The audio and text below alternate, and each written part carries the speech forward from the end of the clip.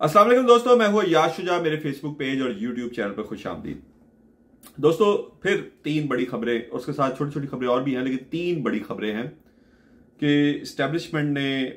तंग आकर इमरान खान को एक बड़ा सख्त पैगाम दिया है और इमरान खान से माफ़ी का मुतालबा किया गया है, वरना उन्हें बड़ी सज़ा के लिए तैयार रहने का धमकी भी दे दी गई है। इसके साथ साथ नवाज शरीफ के एक बड़े ही करीबी दोस्त ने दावा किया है कि मौजूदा इलेक्शंस में पीटीआई की कौमी असम्बली की 125 नशिस्तें हैं, ये कौन हैं और उन्होंने किस बिना पे दावा किया है और उसमें शरीफ खानदान की कौन कौन सी सीटें वो हार चुके थे, उसके बारे में भी आपसे बात करेंगे। और तीसरी खबर यह है कि जरदारी ने हुकूमत साजी के हवाले से अभी तक नून लीग को साफ जवाब दे दिया है, उसके हवाले से भी बात करेंगे। लेकिन सबसे पहले एक और चीज़ मैं नवाज शरीफ के ही एक करीबी साथी की आपको बताऊंगा कि शाहिदा खान अब्बासी ने मौजूदा इंतखाबात की कानूनी हैसियत पर बड़ा संगीन इल्ज़ाम आयद कर दिया है। उन्होंने एक इंटरव्यू के दौरान ये इंकशाफ किया कि इंतखाबात जो हैं वो फ्री एंड फेयर नहीं हुए, उनमें धांधली हुई है। और जब एंकर ने उनको जोर दे के पूछा तो उन्होंने कहा कि आप इस्लामाबाद, हम इस्लामाबाद में बैठे हैं, मैं भी इस्लामाबाद में रहता हूँ, आप किसी बाजार में जाकर पूछ लें कि इंतखाबात कौन जीता है। उनके इन इंतखाबात की कोई कानूनी हैसियत नहीं है और के नतीजे में बनने वाली हुकूमत भी कानूनी हैसियत से महरूम होगी और 6 माह से ज़्यादा वो हुकूमत शायद ना चला पाए। दूसरी जानिब बहुत बड़ी खबर है कि फिच एक इंटरनेशनल एजेंसी है, रेटिंग एजेंसी है, उसने दावा किया है कि अगर पाकिस्तान में मौजूदा सियासी बहरान जारी रहा, पीटीआई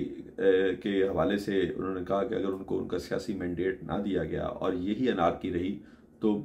अप्रैल में आईएमएफ के साथ जो पाकिस्तान का दोबारा मुआहदा होने जा रहा है वो खतरे में पड़ सकता है। ये भी बहुत खौफनाक इंकशाफ था। तीसरी एक और मैं आपको बताऊं कि इस्लामाबाद हाई कोर्ट ने निगरान वज़ीर-ए-आज़म को बड़े सख्त अल्फाज में आखिरी वार्निंग दी है कि जो बलोच लापता तलबा हैं और बलोच लापता मिसिंग पर्सनस हैं, उनके सिलसिले में 2 बार उनको तलब किया गया था, वो नहीं पेश हुए। उनको तीसरी बार बड़े सख्त अल्फाज के साथ तलब किया गया है। और अनवार काकड़ खुद भी बलोच हैं, लेकिन देखें कि बलोच मिसिंग पर्सनस के केस पे, के इशू पे वो अदालत जाने को तैयार नहीं है। और ये बाकायदा एक मैसेज है अदालतों को, वज़ीर-ए-आज़म की तरफ से भी, अफसरान की तरफ से भी, और यानी कि तमाम हुकूमती शख्सियात की तरफ से कि उनकी हैसियत क्या है उनकी नज़र में कि वो उनको बुला रही हैं और वो जाने को तैयार नहीं है। अब आऊँगा अपनी पहली खबर की तरफ कि जरदारी ने पीपल्स पार्टी ने नून लीग को क्या जवाब दिया है। ये मुज़ाकरात हुए थे जो कल नून लीग और पीपल्स पार्टी की, वो बेनतीजा ख़त्म हो गई। ये 5वीं नशिस्त थी और आज फिर ये मुज़ाकरात होंगे। और मुज़ाकरात के दौरान यानी कि तज़हीक की गई नून लीगी वफ्द की, इसहाक डार की क़यादत में जो उनसे मुज़ाकरात कर रहा था, कि पीपल्स पार्टी मुशावरत के लिए उठ के गई और फिर वापस ही नहीं आई, जिसके बाद फिर नून लीग का वफ्द इसहाक डार की क़यादत में उनका इंतज़ार कर रहा था, उसको भी फिर मजबूरन जाना पड़ा। तो अभी तक पीपल्स पार्टी किसी सूरत तैयार नहीं हो रही वफाकी हुकूमत में वजारतें लेने के लिए और नून लीग के साथ बैठने के लिए, अगरचे उसके ऊपर बहुत ज़्यादा सख्त दबाव है। और उसको कन्वे भी कर दिया गया है पीपल्स पार्टी को कि अगर वो वफाक में नून लीग के साथ बैठकर हुकूमत नहीं बनाती, इस्टेब्लिशमेंट की तरफ से उनको ये कन्वे किया गया है, तो फिर वो सिंध और बलोचिस्तान में भी हुकूमत को भूल जाएं।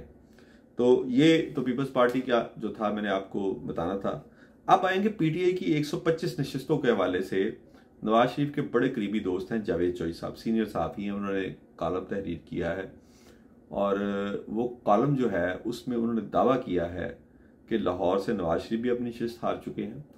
मरीम नवाज भी अपनी नशिस्त हार चुकी हैं, शहबाज शरीफ भी अपनी नशिस्त हार चुके हैं, राना तनवीर भी अपनी नशिस्त हार चुके हैं, और भी कई मुस्लिम लीग नून के लीडरों के बारे में उनका ख्याल है कि वो अपनी नशिस्तें हार चुके हैं। और उनके ख्याल के मुताबिक पीटीआई 125 नशिस्तें जीत चुकी है। और उन्होंने अपने करीबी दोस्त नवाज शरीफ साहब को मशवरा दिया है कि वो हाफिज नईमुर रहमान जो कराची के अमीर हैं जमात इस्लामी के, उनकी तरह बड़े किरदार का मुजाहरा करें और ख़ुद आके ऐलान करें कि हम ये नशिस्तें हार चुके हैं और पीटीआई को ये नशिस्तें उनको दे दें और उनको हुकूमत बनाने दें। वो अक्सरियती पार्टी है, उसको हुकूमत करने दें। उन्होंने ये मशवरा तो दिया है नवाज शरीफ को, लेकिन उनको शायद जावेद चौधरी साहब को मुझसे ज़्यादा अंदाज़ा है कि ये शायद नवाज शरीफ साहब की अब ख्वाहिश नहीं है मुस्लिम लीग नून और पीपल्स पार्टी की हुकूमत बनाने की ख्वाहिश इस्टेब्लिशमेंट की है, क्योंकि इस्टेब्लिशमेंट ने रेड क्रॉस लगाया था इमरान खान पे और इमरान खान को वो किसी सूरत नहीं आने देना चाहते। ये मैं जो अब आपसे अपनी आखिरी खबर डिस्कस करूंगा उसमें आपको बताऊंगा कि वो किस हद तक इमरान खान के खिलाफ चले गए हुए हैं, कि वो किसी सूरत इमरान खान को इक़्तिदार में नहीं देखना चाहते। अब मैं अपनी आखिरी खबर आपसे डिस्कस करूं कि एस्टेब्लिशमेंट ने इमरान खान को क्या पैगाम भेजा है। मुनीफ फारूक, इनका पहला प्रोग्राम था नजम सेठी साहब के साथ, जियो पे इन्होंने किया, उनके साथ को एंकर थे। असल में तो नजम सेठी साहब का वो प्रोग्राम था, एक नौजवान उनको चाहिए था जिसको लॉ में महारत हो और जो बोल सकता हो, तो मुनीफ फारूक साहब, फिर नजम सेठी साहब पे पाबंदी लग गई, मुनीफ फारूक साहब वो खुद प्रोग्राम करने लग पड़े जियो पे, और अब ये समा टीवी में कर रहे हैं। उन्होंने एक वीडियो पैगाम अपना ट्विटर पे अपलोड किया जिसमें उन्होंने बताया कि उनके एस्टेब्लिशमेंट के बड़ों से मुलाकात हुई है और उन्होंने बड़ा सख्त मैसेज दिया है कि इमरान खान या तो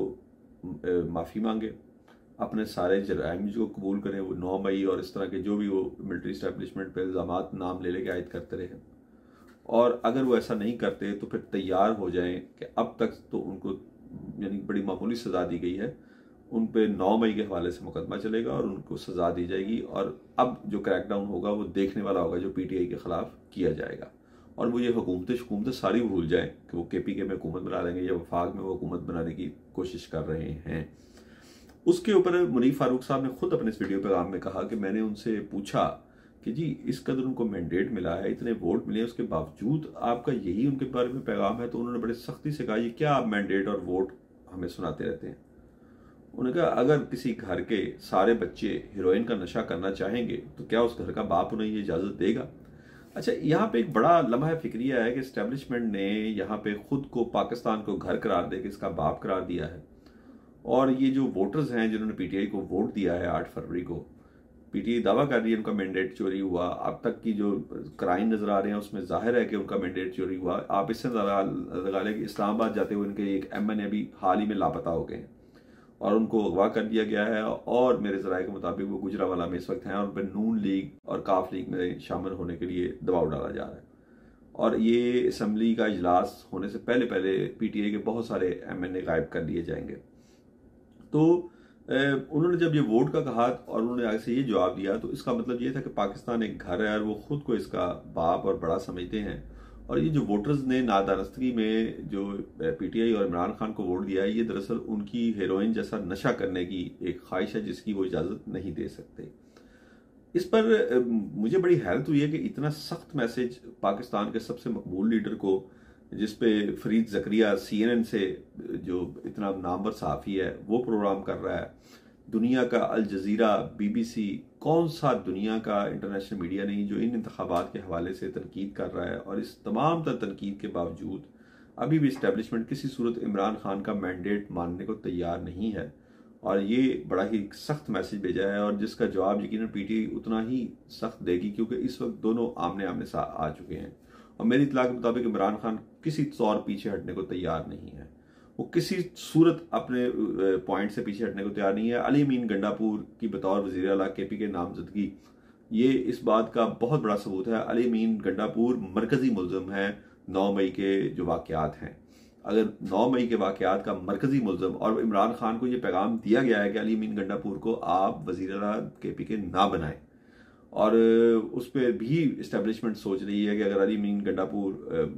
वज़ीर आला केपी के बनते हैं तो उस सूरत में फिर गवर्नर राज केपीके में लगाया जाएगा, क्योंकि अली अमीन गंडापुर या 9 मई का कोई भी किरदार इस्टेब्लिशमेंट को किसी सूरत कबूल नहीं है। अब देखना यह है कि ये जो लड़ाई जो है, जो इस वक्त पीटीआई या पीटीआई के बानी चेयरमैन इमरान खान की इस्टेब्लिशमेंट से जारी है, ये एक नए मरहले में दाखिल हो गई है। अब देखना यह है कि इस्टेब्लिशमेंट ने तो अपना पैगाम दे दिया है, इमरान खान इसको किस तरह रिस्पॉन्ड करते हैं, वो जैसे ही मेरे ज़राए से मुझे खबर मिलेगी मैं आप तक पहुँचाऊँगा। अपने दोस्तों और रिश्तेदारों का ख्याल रखिएगा। अल्लाह हाफिज़।